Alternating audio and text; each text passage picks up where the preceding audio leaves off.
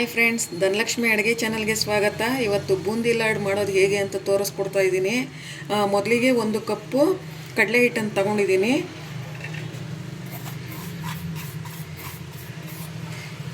ಒಂದು ಕಪ್ ಕಡಲೆ ಹಿಟ್ಟು, ಅದಕ್ಕೆ ಸ್ವಲ್ಪ ಯೆಲ್ಲೋ ಕಲರ್ ಮಿಕ್ಸ್ ಮಾಡ್ಕೊತಾ ಇದ್ದೀನಿ. ಒಂದು ಅರ್ಧ ಟೀ ಸ್ಪೂನ್ ಅಷ್ಟು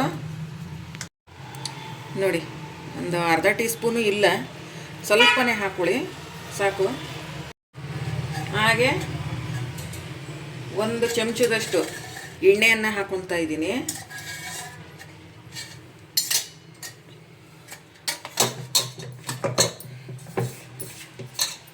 ಈಗ ಈ ಮಿಕ್ಸನ್ನು ಸ್ವಲ್ಪ ಏನಾದರೂ ಅದರಲ್ಲಿ ಗಂಟಿದ್ರೆ ಅದನ್ನ ಸರಿ ಮಾಡ್ಕೊಳ್ಳಿ.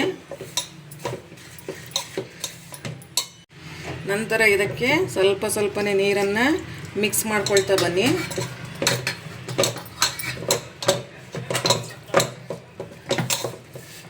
ಈಗ ವರಮಹಾಲಕ್ಷ್ಮಿ ಹಬ್ಬ ಎಲ್ಲ ಬರ್ತಾ ಇದೆ. ಇದನ್ನು ಬೇಕಾದರೆ ರೆಡಿ ಮಾಡ್ಕೊಂಡು ದೇವ್ರ ಮುಂದೆ ಬೇಕಾದರೂ ಇಡ್ಬೋದು.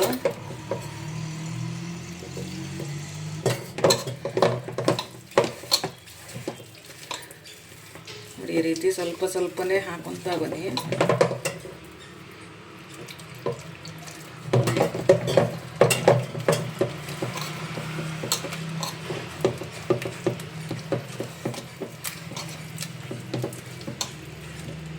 ನೋಡಿ ವೀಕ್ಷಕರೇ, ಇಷ್ಟು ಅದಕ್ಕಿದ್ರೆ ಸಾಕು.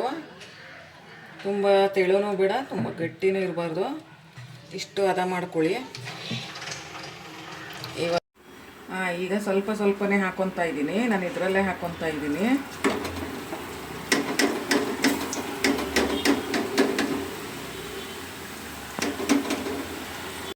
ನೋಡಿ ವೀಕ್ಷಕರೇ, ಈ ರೀತಿ ಬೂಂದಿ ಕಾಳು ರೆಡಿಯಾಗಿದೆ. ಇದನ್ನು ಒಂದು ಬೌಲ್ಗೋ ತಟ್ಟೆಗೋ ಹಾಕೊಳ್ಳಿ.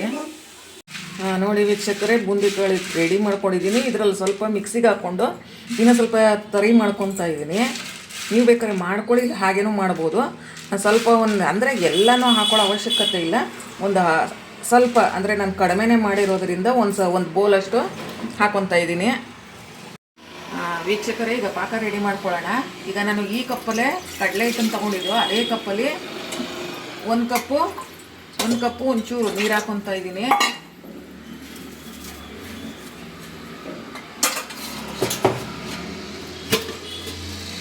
ನೋಡಿ, ಅದೇ ಕಪ್ಪಲ್ಲಿ 1 ಕಪ್ಪು ಸಕ್ಕರೆ ತೊಗೊಂಡಿದ್ದೀನಿ. ಅದನ್ನು ಸಹ ಮಿಕ್ಸ್ ಮಾಡ್ತಾ ಇದ್ದೀನಿ.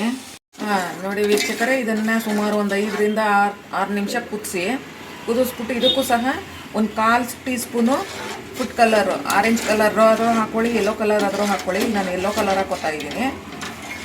ಹಾಕ್ಕೊಂಡು ಇವಾಗ ಒಂದು 5 ರಿಂದ 7 ನಿಮಿಷದವರೆಗೂ ಕುದಿಸಿ. ನೋಡಿ ವೀಕ್ಷಕರೇ, ಈಗ ಪಾಕ ರೆಡಿಯಾಗಿದೆ. ವೀಕ್ಷಕರೇ, ಹಾಗೆ ದ್ರಾಕ್ಷಿ, ಗೋಡಂಬಿ ಮತ್ತು ಸ್ವಲ್ಪ ಲವಂಗನ ಹಾಕೋತಾ ಇದ್ದೀನಿ. ನೀವು ಬೇಕಾದವ್ರು ಹಾಕೋಬೋದು, ಇಲ್ಲ ಲವಂಗನ ಸ್ಕಿಪ್ ಮಾಡಿ.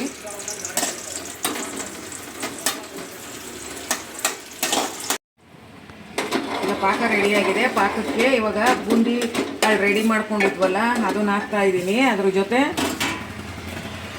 ದ್ರಾಕ್ಷಿ, ಗೋಡಂಬಿ ಮತ್ತು ಲವಂಗ ಅದನ್ನು ಹಾಕ್ತಾ ಇದ್ದೀನಿ. ವೀಕ್ಷಕರೇ, ಇವಾಗ ಒಂದು 5 ನಿಮಿಷ ನೆನೆಯೋದಕ್ಕೆ ಬಿಡಿ ಇದನ್ನು. ವೀಕ್ಷಕರೇ, ಇವಾಗ ರೆಡಿಯಾಗಿದೆ. ಪಾಕ ನೀರ್ಕೊಂಡಿದೆ. ಇವಾಗ ನೋಡಿ, ಉಂಡೆ ಮಾಡ್ತಾ ಇದ್ದೀನಿ. ಲಡ್ಡು ರೆಡಿ ಆಯಿತು. ನೀವು ಒಂದು ಸಲ ಈ ರೀತಿಯಾಗಿ ಟ್ರೈ ಮಾಡಿ, ಮನೆಯಲ್ಲಿ ಹೇಗೆ ಬಂತು ಅಂತ ಕಮೆಂಟ್ ಮೂಲಕ ತಿಳಿಸಿ, ಮತ್ತು ಬೇರೆಯವ್ರಿಗೂ ಶೇರ್ ಮಾಡಿ, ಮತ್ತು ನಮ್ಮ ಚಾನಲ್ನ ಸಬ್ಸ್ಕ್ರೈಬ್ ಮಾಡಿ, ಲೈಕ್ ಮಾಡಿ.